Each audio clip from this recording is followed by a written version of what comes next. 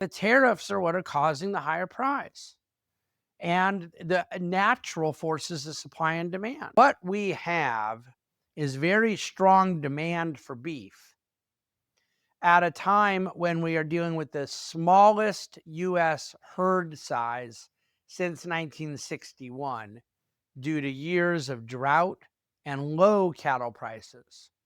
And so you have an underinvestment in ongoing productivity supply that has resulted in inadequate level of supply to meet what has now been increasing demand.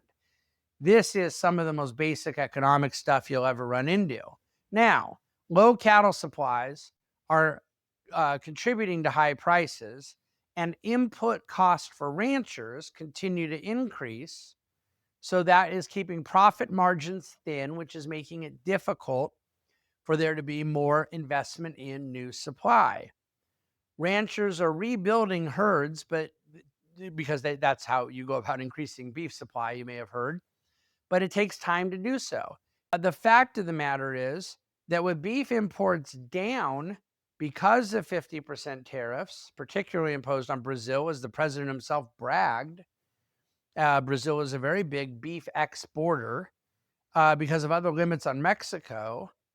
Then what you basically have is a problem of supply and demand that is not being allowed to fix itself via market forces and presidential impositions, making matters much, much worse.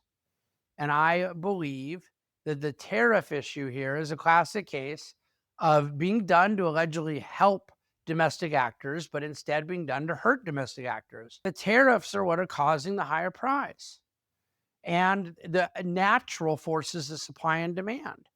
If the president removes himself from the equation and stops telling domestic economic actors to be thankful for things he's doing for them, then the supply and demand forces can far more quickly and far more efficiently level the market and create equilibrium, which is where prices are allowed to go lower.